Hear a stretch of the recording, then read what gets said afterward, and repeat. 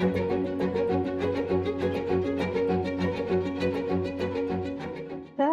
hello everyone, good evening or good morning, depending on where you are attending from.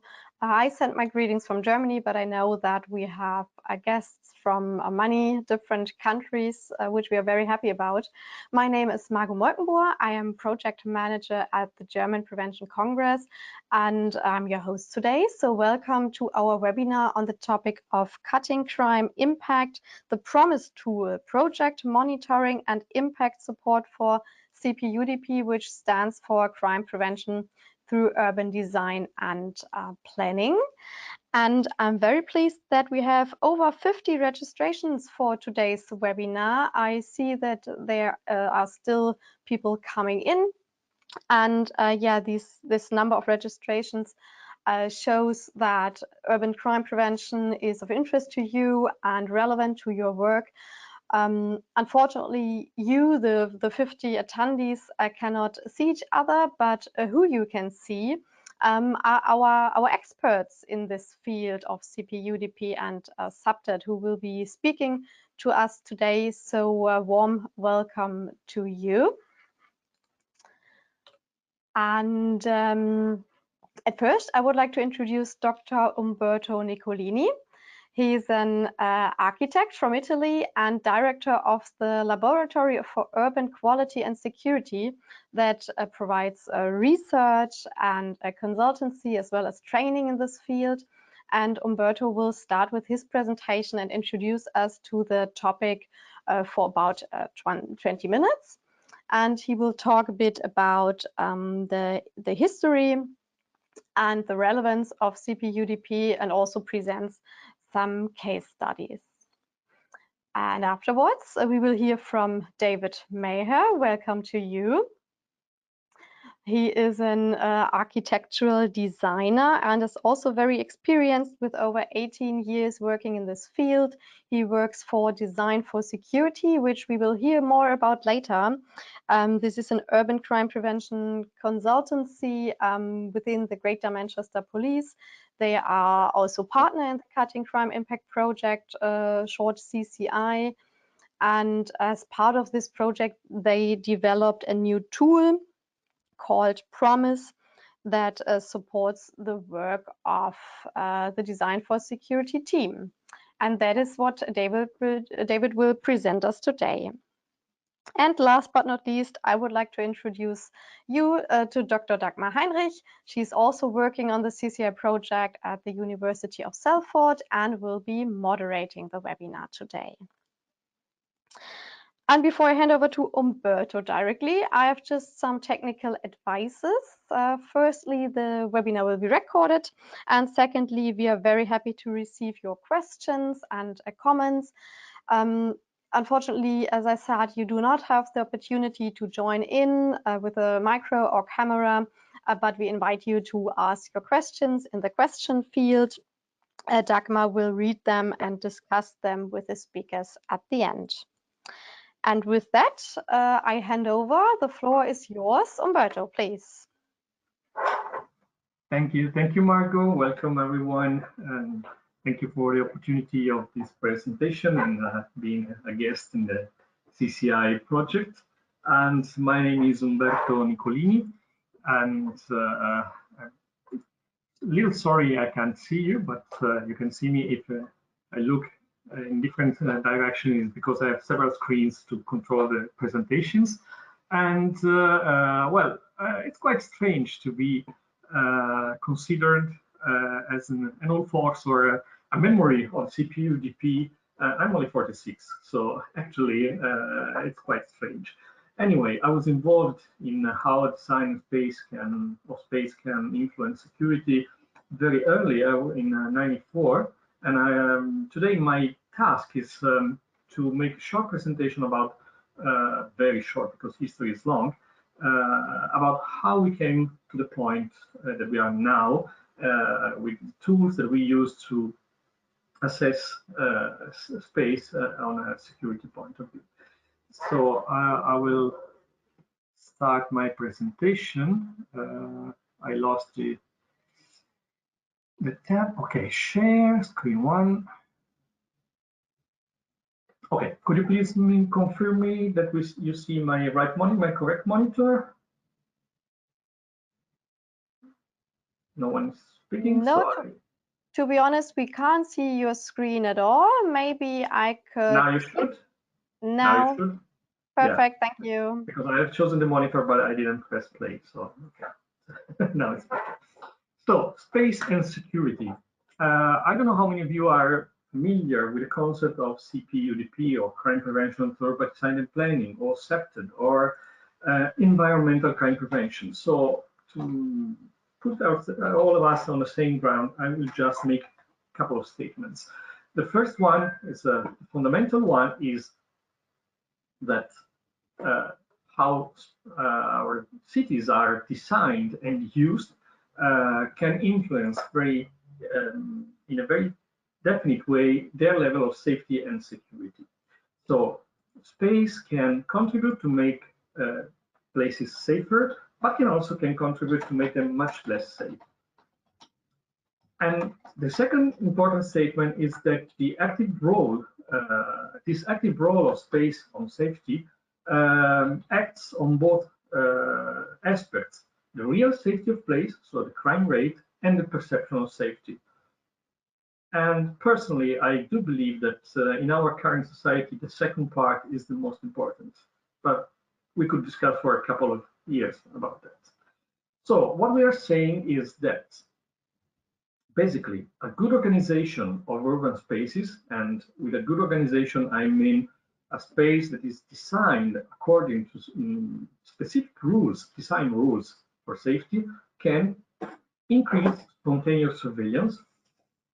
And we will see why spontaneous surveillance is so important, can increase and enhance the sense of belonging, so how people feel that the places, especially public spaces, are their own spaces, how a good organizational space can contribute to diminish the sense of insecurity and fear into the citizens, but also a good design space can reduce crime opportunity and can support the action of the police forces on the law enforcement or enforcement in general. So currently, after decades of work, we do believe that to tackle security issues, we have to work on three separated but integrated approaches. And the two traditional ones were the so-called institutional approach, that means laws, police, tribunals, courts.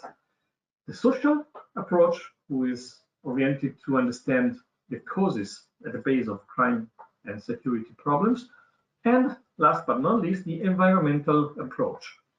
That means to work on our space design to reduce the impact of crime and fear. These things are, I would like to have an audience behind me to see your faces, but anyway, these things are now quite acquired. These concepts are quite accepted, but quite, not totally. Especially among my colleagues, architects, it's very difficult to introduce this kind of concepts in their practice, and we will see how, and we will see why we should do it. And we don't have time to make a history of the discipline. I would like just to talk about one or two persons, important persons. The first one is this beautiful lady. Her name is Jane Jacobs. Jane Jacobs was not an architect. She was not a planner. She was not a designer. She was an activist, a city activist, and then economist, and wrote a beautiful book that I suggest to every one of you. It is titled The Death and Life of Great American Cities. There is one sentence who is our big guideline when we work, and this is it. The first thing to understand is that the public peace, the sidewalk and street peace of cities is not kept primarily by the police, necessary as police are. It is kept primarily by an intricate, almost unconscious network of voluntary controls and standards among the people themselves. In this sentence, you can find all the philosophy of CP-UDP and all the framework that we're working in. So what happened in my late year of university? I met another woman who at that time just came back from the States, and she had been working with Oscar Newman, who was one of the founder of the discipline, and she was trying to bring back to Europe, to Italy, and to Europe the environmental crime prevention concepts. And that was Clara Cardia, Professor Cardia, who has been one of the many actors of CP-UDP. Actually, the terminology CP-UDP was invented by her for a cost action. And we started trying to develop a methodology to evaluate, to assess projects under security point of view as architects and planners. And by chance, one of the first action we did was to start looking what was going on in Europe on this topic. And the first experience ever was to go to Manchester to meet a police officer. His name is Mike Hodge, who at the time had just founded a very innovative office under the Greater Police of Manchester, and the office is called Design for Security, and I think that David later is going to talk much about it. And it was a shock because before that, no one in Europe has ever thought about introducing crime prevention topics into design and planning. And how did that happen? Well, it happened. I will show you how it happened, and another European experience, France, to make a comparison.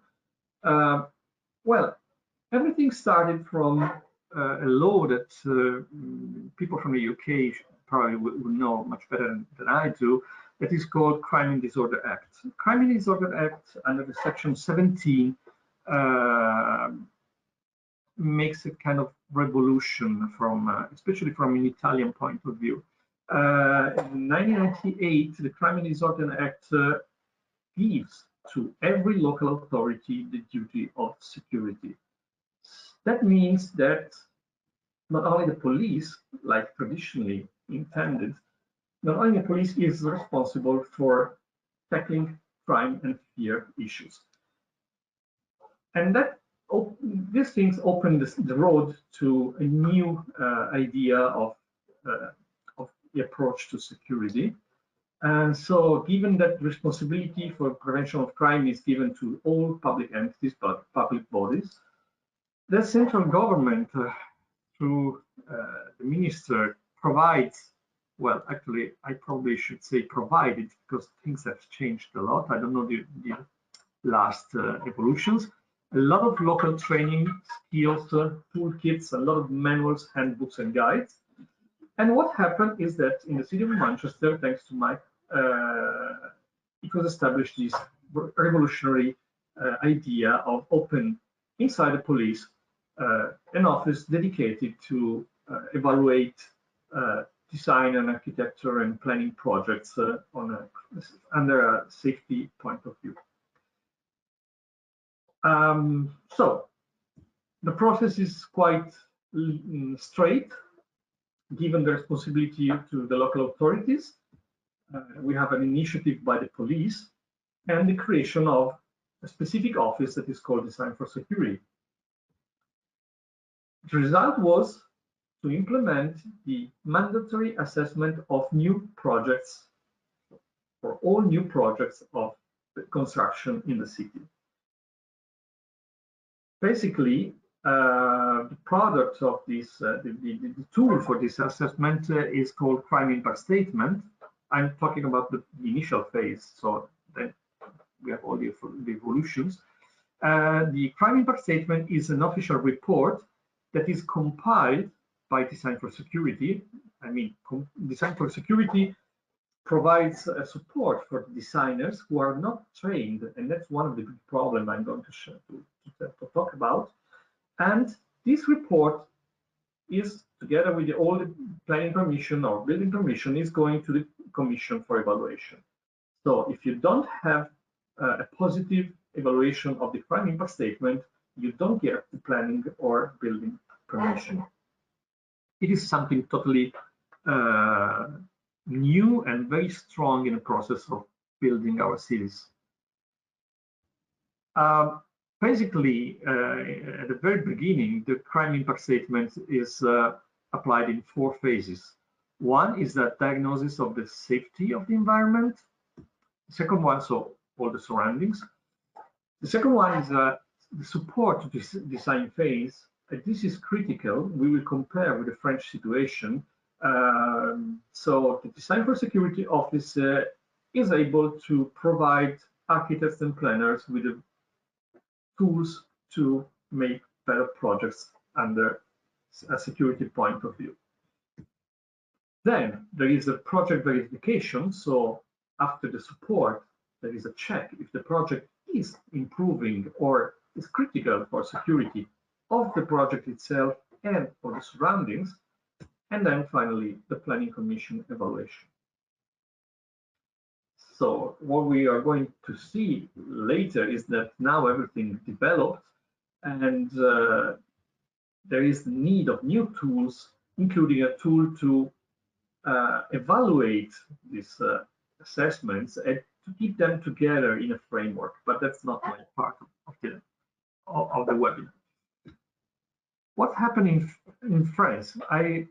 I've chosen to present you about the French case because at that time they were the 2 only countries in which there was a kind of mandatory assessment of projects. Now some other countries are followed, but these were the really 2 beginners. So in 1995, the situation is totally different. You know, the French regulation are very top to the ground. So a new law in 1995 decided that in the whole country it was mandatory to perform a crime assessment for some specific projects. What happened? That it was so complicated that it took more than 10 years to make the step from the law to the application. 12 years actually. Only the city of Lyon, and I will show you a case study of Lyon, anticipated the norm and started in 2000, 2002 with mandatory assessments. What are the differences? First of all, the evaluation assessments are, and this is still like this in France, the evaluation assessment is compulsory in cities with more than 100,000 inhabitants and for very large projects. That means projects with a very large surface or settlements with more than 1,500 persons, or in some specific risk zone. So you can understand that the evaluation is spot into the country, is not applied in all the country. The process is quite similar at a first glance. So there is a diagnosis. These studies are called Études de sécurité publique. So a diagnosis of the urban and social situation and context, a project analysis, some proposed measures, and finally the evaluation. But what is really different is that in this case, everything is left to the designer or to the owner of the space, of the land.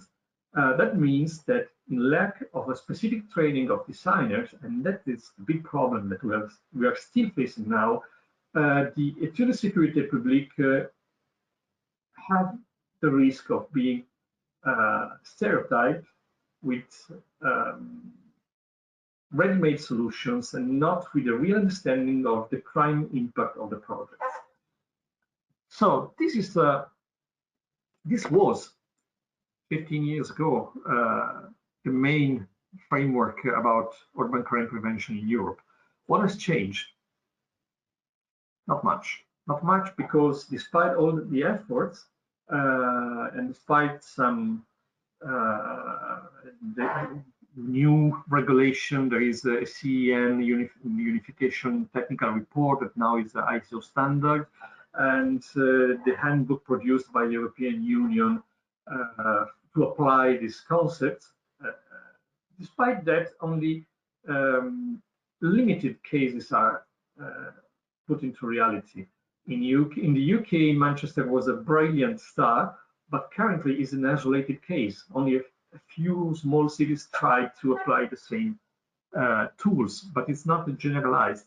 And in France, we still have the situation in which for large projects, the assessment are done, but their contents are quite weak. And more than that, they are just in very few projects.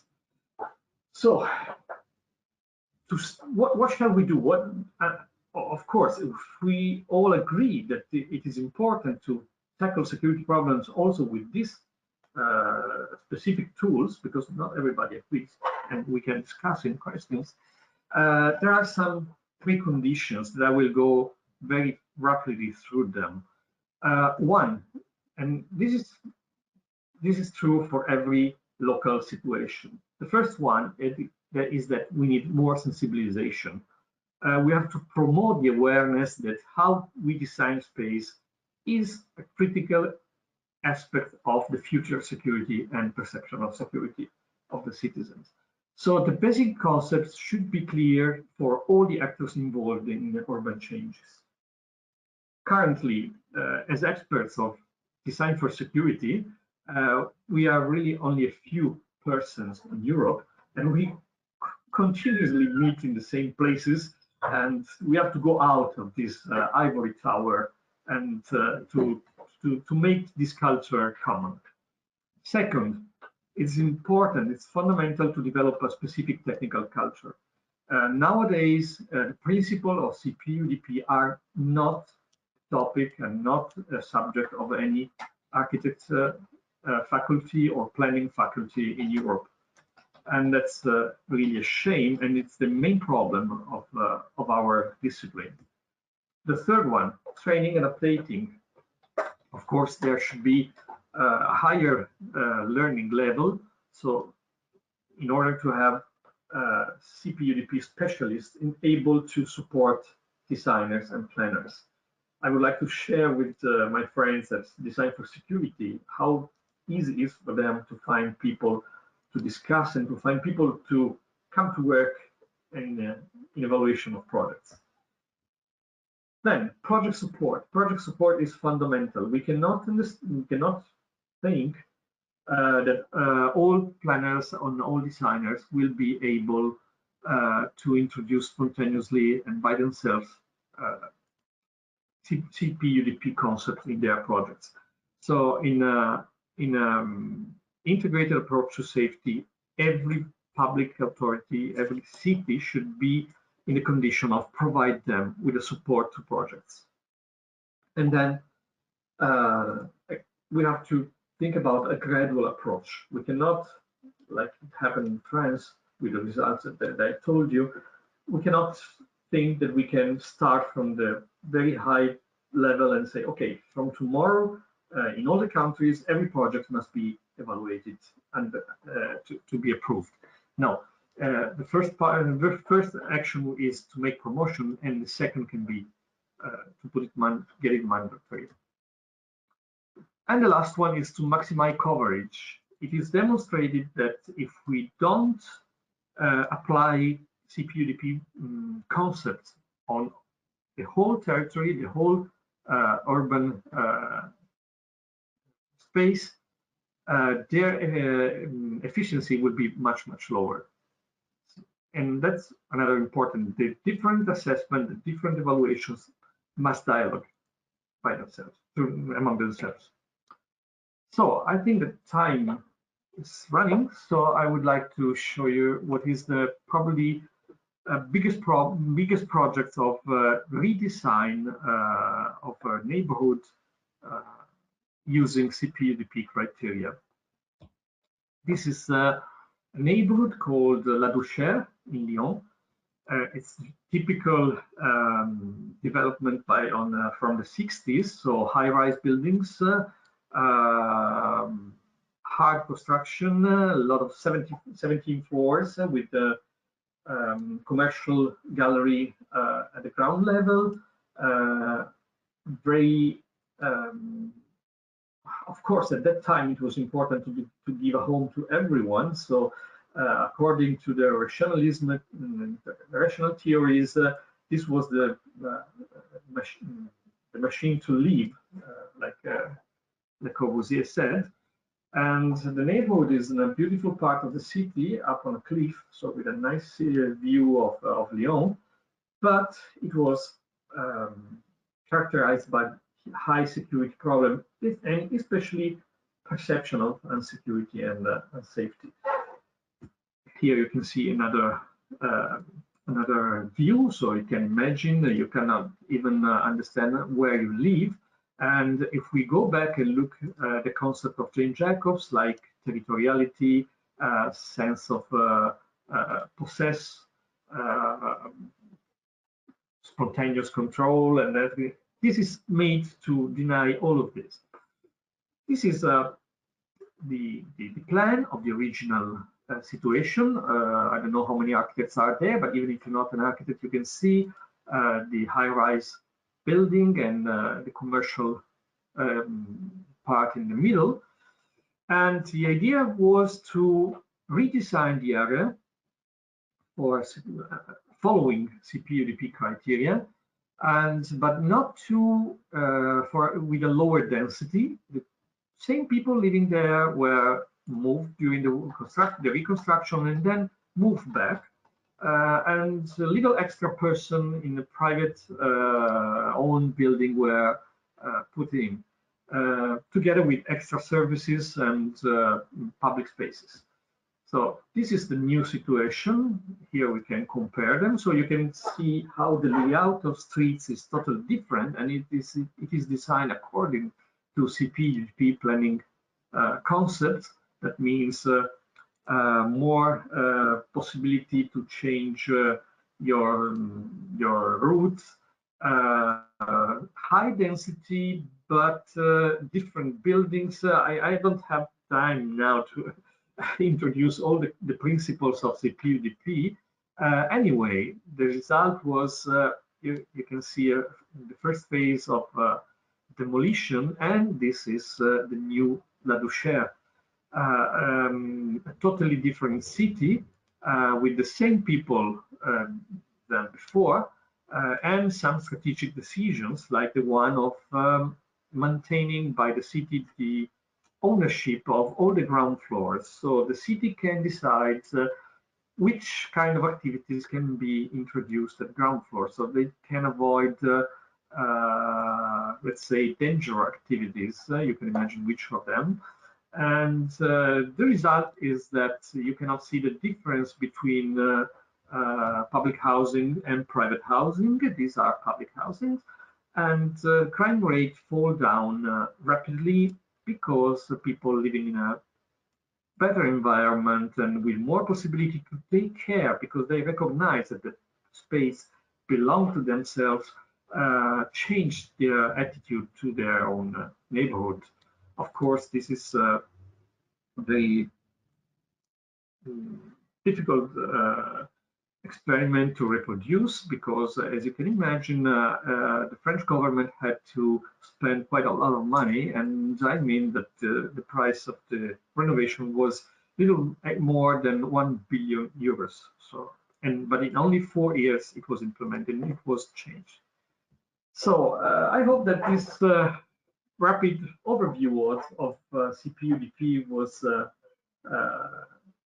useful to make you curious, or maybe many of you might already have known this.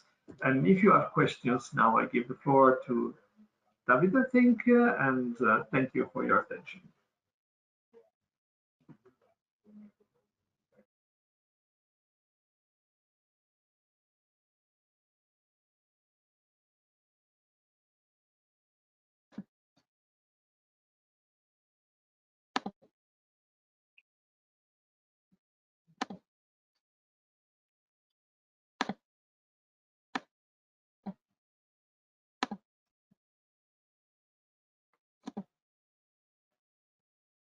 Hello, good afternoon.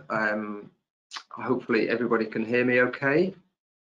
Welcome to the presentation for Greater Manchester Police and Design for Security and their toolkit and their involvement with the CCI project over the last 2 years.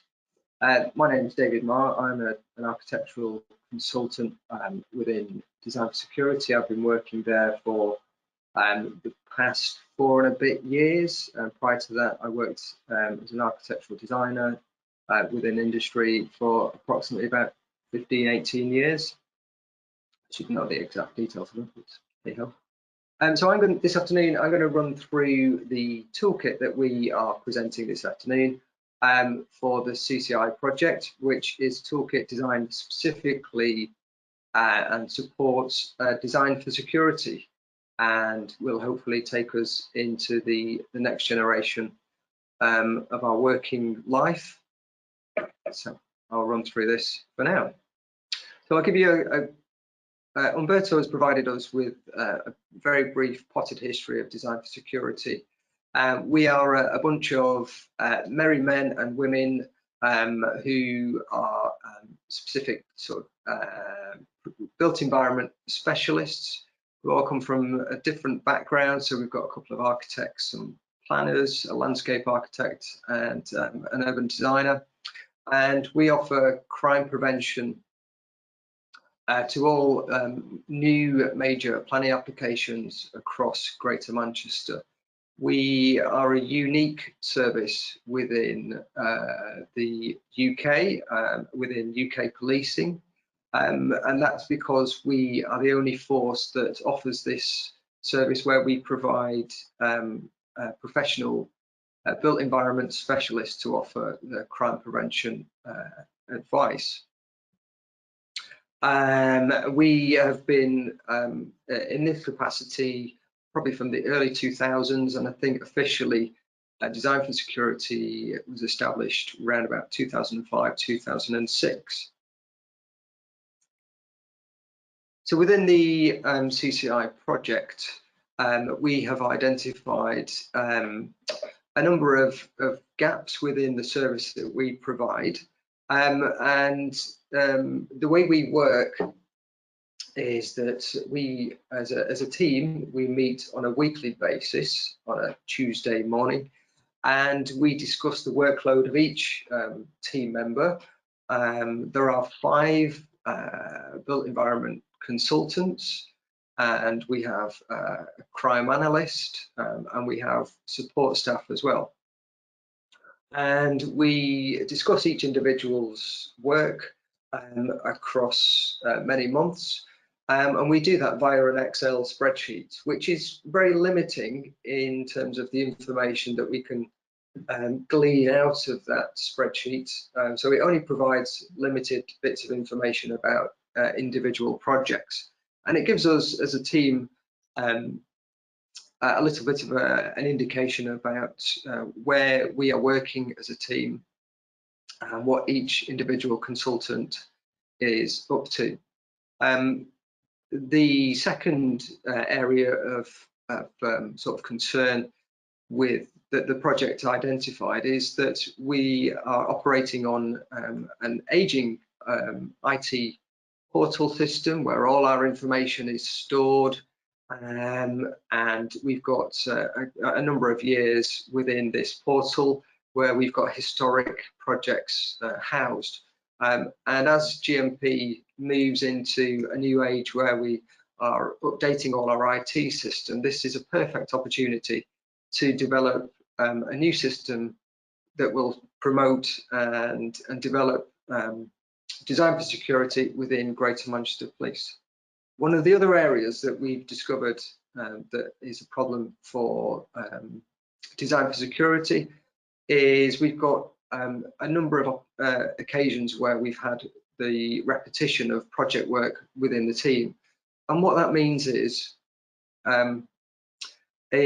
one consultant might have worked on a project over 5-10 years ago, and that project has come back, or the site has come back into the office as an application but not always, the project isn't always passed on to the same consultant. And the team of consultants within Design for Security has been working there for many years. So it's highly likely that one of the consultants will have worked on this project before, but if it's passed on to a new consultant, then some of the intrinsic knowledge about that site might not necessarily be passed on to the new consultant. So like I've said, Design for Security is a small team within the much wider family of Greater Manchester Police. And it's not always understood by our senior leaders and our local policing teams, the work that we undertake within Design for Security and how that can have an influence on future policing methods and resourcing of specific areas and new and emerging communities within Greater Manchester. One of the other major gaps within our service is because of the workload that comes into Design for Security. It's very rare that we have an opportunity to evaluate the impact of the service that we provide. So we don't necessarily understand how successful the recommendations that we've put forward within our reports, how successful that is taken on, is actually working within that new environment, within that built environment.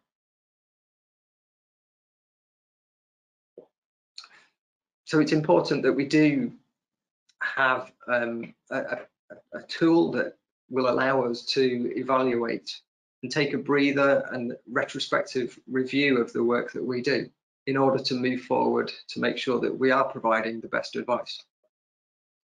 So one of a very brief case study that I undertook about 3 years ago to highlight this issue.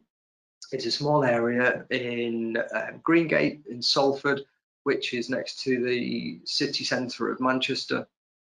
And this is a new and emerging community which has been under development for approximately about 15 years. And it's a residential-led mixed-use area which also incorporates commercial office space, leisure facilities. And there are a number of tall, high-density residential apartment schemes which house individual amenities within those spaces. So you might have a rooftop restaurant, gyms or cinema rooms, laundry facilities within a number of these buildings. And what I did is I looked at sort of the workload that Design for Security has undertaken across this area, and it's a very small area. It's less than a squared mile, and the number of projects that we've been involved in is in the region of 11 plus projects. And if we look at the residential breakdown of each of these buildings, we can estimate a total figure of anything between 5,000 and maybe 8,000 people will be living within this small area within the next 5 years, if not already. There are already a number of these developments that have been completed, but work is still continuing. So we've got a huge amount of people living, also working within this area, and this will have a knock-on effect on future policing demand, at which our local policing teams aren't necessarily aware of these major developments coming forward. So it doesn't support the future resourcing and future understanding of what's coming down the line within this area. So part of the solution and the key ideas for the toolkit is that it's quite selfishly, it's a tool that's designed specifically for Design for Security, which will enable us to visualize a much richer picture of how the development of certain areas and how Greater Manchester is developing from a built environment point of view. It will also support the early stage intervention, which we promote within Design for Security when we're communicating with and dealing with applications from architects and developers. So it's important that we promote that idea of providing crime prevention at an early stage before the development goes through the planning process.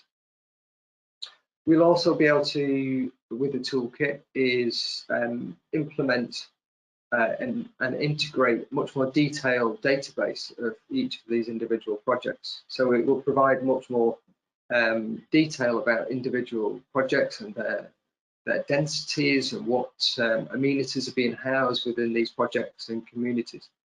And it will support a greater collaboration within GMP and across our local authority partners, so that we can all understand together the implication of future development hotspots around Greater Manchester and how they might be resourced from a policing point of view.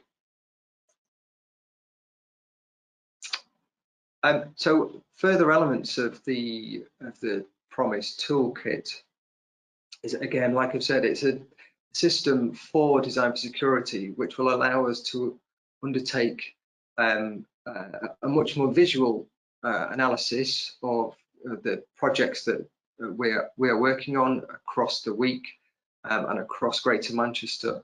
And it will also incorporate the geographical picture, which will be a much user-friendly tool as opposed to the Excel spreadsheet. And ultimately, it will measure the impact, or we'll be able to measure the impact of the recommendations that we've provided over the course of the project, which I'll come to later on. So the toolkit in itself, as I've stated, we will be able to use this at any time across the week, but mainly for our team meetings. Again, when we all gather on a Tuesday, we will be able to review each individual project and each individual consultant's workload and understand visually where those projects are. So that might then provide information to another consultant who might have a project in the local area to somebody else's project, so that you could share, we can share information across projects. We'll also be looking to create a much more detailed database of each individual project and the local risk features that are involved. As consultants, we go out and undertake a site survey before the development takes place. So that gives us an understanding of what's happening within the area. And some of those key features we can then cross-analyze against the crime data that we've got. So some of those local risk features might be a bus stop, an alleyway, an ATM machine, or a local pub. And these could be crime hotspots for the future development that's taking place. So it's important that we understand and register where these local risk features might be. Another key feature of the toolkit will be a project timeline, so that we can indicate and understand when crime prevention was first sought and first discussed with the architects, the developers, with ourselves. And we can also build in future alarms, so that we can indicate post the construction of the development, so maybe a year or 2 years down the line, that we undertake within DFS a retrospective review of the crime data, so that we can analyse whether the recommendations that we hopefully have provided, so that the crime data in theory should have gone down because of the recommendations that we've provided, or are there other reasons why the area might not be successful. And it's also important to register and acknowledge the secure by design achievement that has been achieved by the individual project, whether that's a gold, silver or bronze award, depending on the recommendations that we've discussed with the development team. So this is a slide that gives you an indication of how this toolkit will be viewed by the team members. So we'll be able to, some of the graphs will give us a financial picture, as well as application data on the various work streams that DFS undertake. So we review crime impact statements, that's our main body of work. We analyse and offer advice and support for all planning applications across Greater Manchester. And consultations. So again, these graphs will be able to show where a lot of our work is focusing at any period of time across Greater Manchester. So there might be an area, a borough within Greater Manchester that has got a lot of development taking place across a certain year. So we can then extrapolate that information and understand that in about five years' time, there is an area that might need police resourcing, or we can communicate that to our local policing teams that there is a development hotspot taking place. Therefore, there might be a future crime trend within those areas. So the toolkit will be able to build up a rich picture of each individual project. So it will house information on the use types within the project, whether it's going to be a residential project, are there going to be amenities for the residents within that area, private garden space, car parking facilities, cinema rooms, restaurants. Is it going to be an office development? Are they going to have amenity spaces? We'll also be able to incorporate the detail of dwelling numbers, which will be able to estimate number of residents within areas. Again, the important factor is for GIS mapping, so we can review the developments taking place across Greater Manchester from a visual analysis. And we'll be able to understand the growth and development of areas and communities again. So that has that gives us the ability to communicate with our local policing teams and senior leaders, that we understand the development that's taking place across Greater Manchester, and how that will impact on current and future policing resourcing needs. So again, this slide gives you an indication of how the toolkit will be able to view within the team. So we'll be able, each project will have its own initial summary card, and then you'll be able to click each of those cards, and it will throw up some more detailed information, project summary, crime summary information, crime analysis details, and the local risk features that I talked about, so that we can, when we're discussing within our weekly team meetings or at any other time, we can review projects to understand what's actually involved within each project. So as a time and motion study, we don't have to go into various different files and try and extrapolate all this data. This will all be inputted from the very beginning, so each individual team member can review a project card and understand the detail of this project. So again, the toolkit will offer not only individual consultant members the ability to use this tool for their own needs, but it also will help the business development of design for security to understand the cycles of construction and development and applications that are coming into us across a monthly or annual basis. So we can understand how DFS is functioning as a business and when there are peaks and troughs across the calendar. So it's estimated that that the ProMIS toolkit will be hopefully delivered across 2 phases.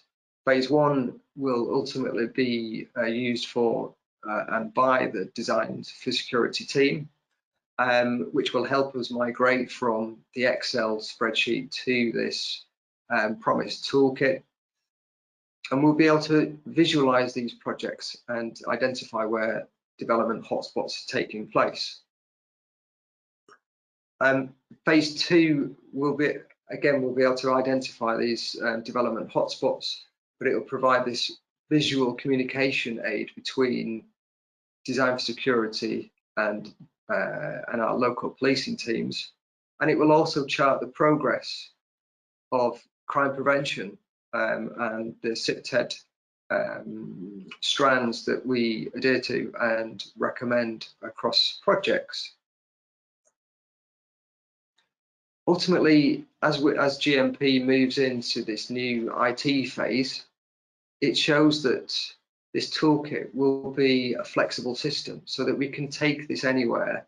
We'll be able to have a conversation with our local authority partners, our local policing teams, and sit down and we'll be able to highlight specific authorities within Greater Manchester, of which there are 10.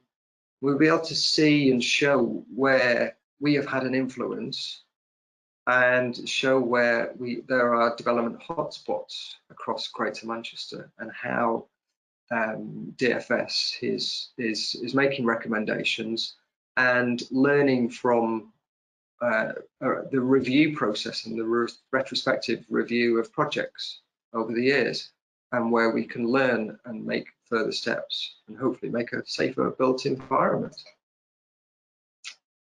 So ultimately, the Design for Security toolkit, again, will be a partnership toolkit used essentially by DFS, but it will be a communication tool where we can communicate with our local policing teams and our 10 local authority partners and build a better relationship for both all these different areas.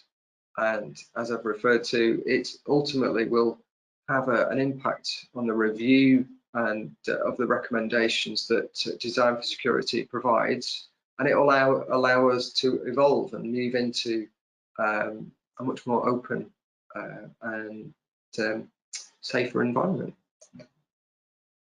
So thank you for listening, and I hand you back to Margot, who will take you through if you've got any questions. Thank you, David and Umberto, for your presentations. Umberto, you walked us through the principles of CP-UDP, the history of Design for Security, and demonstrated how effectively CP-UDP can be and should be used by law enforcement, architectural designers, in cooperation with local city planners and developers to ensure safe urban spaces. And David, you introduced the ProMIS tool to us, a system designed for use by the Design for Security consultancy services at GMP. And I think this tool really demonstrates how DFS is at the forefront of best practice in the field of urban crime prevention. So in the interest of time management, I'm going to jump straight into some questions from our attendees. So I have a question for Umberto. Do you see the value in performing a crime impact assessment for any size or type of project? For example, public versus private, large or small? And what are the potential challenges with performing this kind of assessment? Yes, well, of course, I see the value, because otherwise I wouldn't have been doing it for the last 25 years. And the importance of having assessment in the whole territory is linked to the fact that if we have spots of blindness, spots where no assessment have been done, they will influence all the surroundings. So the largest part possible of territory has to be covered in order to have a good interaction between the different projects. And the challenges are mostly what I explained in the presentation. Currently, we are suffering I always say a lack of competition. If I look at the Italian situation, we are the only research lab, the only in activity supporting this kind of theories. And so when you have no competitors, that means that things are not working yet. Thanks, Umberto. So, David, how transferable do you think the ProMIS tool or elements of the tool is to other police forces or agencies? I think it's incredibly transferable because the toolkit is specifically designed, like I said, for now for design for security, but that's it doesn't halt anybody and any other force from taking this and being able to use it for their specific region. I think it's incredibly transferable, and it's a great tool for being able to, like I've said, retrospectively review the projects that we've been involved with and each force has been involved with. So we've got another question about the ProMIS tool. It seems very dependent on police crime data. Do you use other data sources? Well, we undertake site visits, so prior to going through the crime data, we understand and go out and do a site survey to try and extrapolate and understand what's going on within that specific area.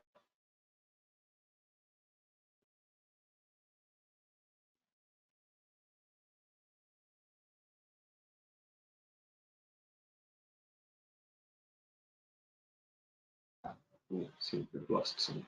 I think that Dagmar has disconnected, right? Yes, I think we lost Dagmar, so I'll jump in and directly hand over to maybe one last question because we're running out of time, unfortunately. Maybe one last question from an attendee. He wrote, I know that Manchester City Council were closely involved in the development of the CIS. Has it been difficult to get other GM, I think Greater Manchester, local authorities on board and keeping local planners on board with the CIS over time? Well, every authority within Greater Manchester has a relationship with us, and it's not always the case that every authority sends application in our direction, and hopefully through the toolkit we'll be able to identify where there are opportunities for greater interaction with other authorities that aren't talking to us a huge amount or sending us projects. Okay. And another question. Hi, Dagmar. I would say just closing this again, but good to have you back. Just one last short question, a more general one. Could the design of private and public spaces favor disadvantages or, much worse, physically prevent the practice of neighborhood watch, which has proved very effective in reducing street crime where it has been implemented? So not sure if this complex question is maybe it's more a comment as well. Not sure if you have a comment on this for 1 minute. Well, I see who is, no, sorry, David, because I see who is the question from, Leonardo, and David, if you want to answer, because I can talk with Leonardo personally. Well, I think the work that we undertake promotes the work of CPTED, and one of those areas is promoting natural surveillance from new developments across communities. So I think that the toolkit that we're developing, I think it's a more general question, not necessarily about toolkit. The work that we undertake promotes the work of and the theory of CPTED. So yeah, unless Umberto's got anything further to add. I would say the same. I mean, all our studies start from the idea of natural surveillance and spontaneous surveillance. So it's true that if we allow people to be more sensible about the space and what's happening into the surrounding space, it will be much easier to implement the right sensibility for Neighbor Watch. By the way, in Italy, we developed Neighbor Watch in the last years, thanks to mainly to Leonardo Campanale, and it was something new, because in Italy, Neighbor Watch was something that was in the blood of people. We had people standing in the streets, old people playing cards outside the doors, and we lost all of this with the new kind of developments. And now we have to reintroduce by training people to do what old grandfathers and grandmothers used to do spontaneously, because the space is not encouraging this kind of practices. So we have to think better spaces and to retrain people to take care of their public spaces.